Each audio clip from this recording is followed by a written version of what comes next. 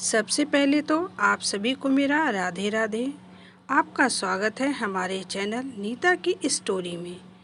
यह एक भावनात्मक और सास की विदाई पर आधारित कहानी है जो परिवार, रिश्तों और जीवन के बदलाव को दर्शाती है। तो आइए शुरू करते हैं। सास की विदाई। गांव के कोने में बसा था एक पुराना लेकिन सजीव घर, जहां हर आहट में बीते वक्त की महक थी। उस घर की रूह थी उमा देवी। 75 साल की हो गई थी, 3 बेटों की माँ, लेकिन अकेली ही रहती थी। पति शिव जी को गुजरे 10 साल हो चुके थे। बेटों की शादियाँ भी हो चुकी थी और वो अपने अपने शहर में व्यस्त जीवन जी रहे थे। उमा देवी गांव में रहकर खेती बाड़ी का थोड़ा काम देखती थी, मंदिर जाती और आस पड़ोस के बच्चों को कहानियाँ सुनाती थी।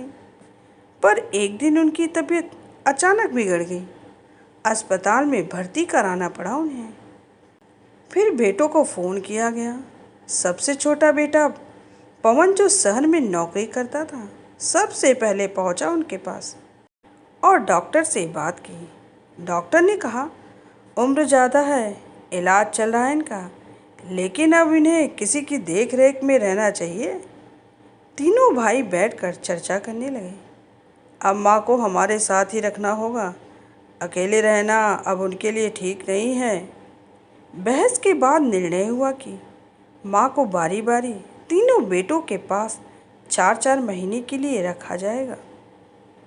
वो दिन भी आ गया। गांव का वह पुराना घर जैसे चुप हो गया था। दीवारें भी उदास दिख रही थी। उमा देवी की आंखों में आंसू थे, लेकिन होठों पर हल्की सी मुस्कान भी थी।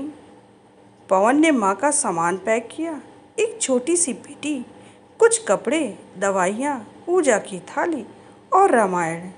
उमा देवी ने घर की आखिरी बार चौखट को देखा, जैसे हर कोने को आंखों में भर लेना चाहती थी वो। घर के बाहर पास पड़ोस की महिलाएं आ गईं। किसी ने आंचल से आंसू पोंछे तो किसी ने चुपचाप हाथ जोड़े। बगल में रहने वाली माया चाची बोली, अरे दीदी, अब कौन हमें हर सुबह पूजा की घंटी की आवाज़ सुनाएगा। उमा देवी यह सुनकर मुस्कुराई। कभी कभी मिलने आ जाना, वरना ये दिल बहुत तन्हा हो जाएगा। पवन ने अपनी माँ का हाथ पकड़ा और कार की तरफ बढ़ गया। तभी उमा देवी पीछे मुड़ी और घर की डेयरी को छूकर माथे से लगाया। आवाज़ आई, अब जाने का वक्त हो गया है मेरा। मेरे प्यारे घर, मेरा आंगन, मेरी दुनिया, तुमसे बिछड़ना आसान नहीं है। और फिर थोड़ी देर में कार चल पड़ी। रास्ते भर उमा देवी खिड़की से बाहर देखती रही। खेत, मंदिर, आम का पेड़, सब पीछे छूटता जा रहा था। शहर में सब कुछ नया था। बड़ा सा फ्लैट, एसी की हवा, टीवी के चैनल और वक्त की कमी।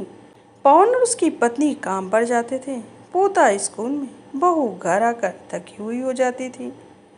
उमा देवी दिन भर अकेली बैठी रहती, रामायण पढ़ती, फिर भगवान से बातें करती।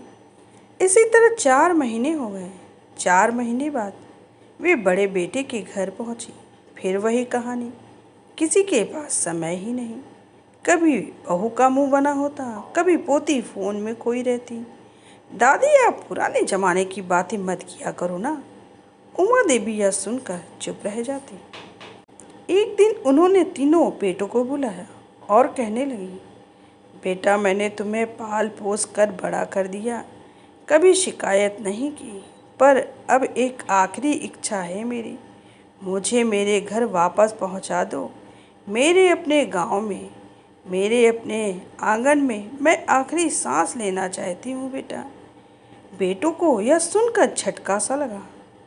पवन बोला, माँ, वहाँ कौन देखभाल करेगा तुम्हारी? उमा देवी मुस्कुराई और कहने लगी, जिसने अब तक जीवन दिया है वही आखिरी सांसें भी देगा बेटा। यहाँ सब कुछ है पर अपनापन नहीं है। कुछ दिनों बाद उमा देवी अपने पुराने घर लौट आई। पड़ोसी यह देखकर दौड़ आए। बच्चों ने उनके पैर छुए। मंदिर में फिर से उनकी आवाज़ गूंजने लगी।